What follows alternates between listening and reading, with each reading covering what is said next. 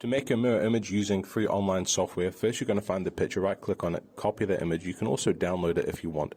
Then you're going to go to jspaint.app.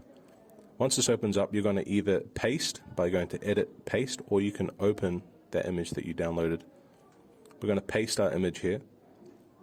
If it's too big, you can click on view, and then we're going to go to zoom to window. Now you can see the whole image. Using this already selected selection tool in a rectangle, we're going to highlight the bit we want to copy. So I'm going to find roughly the middle point. I'm going to draw a rectangle around the left-hand side.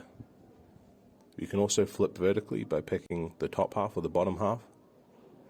Once I've chosen it, I'm going to go up to Edit. I'm going to copy, not cut. Then Edit, Paste. And you won't see anything happen here, but I have pasted on top. Then I'm going to go across to the images, flip, rotate. We're going to flip horizontally this case. Click OK.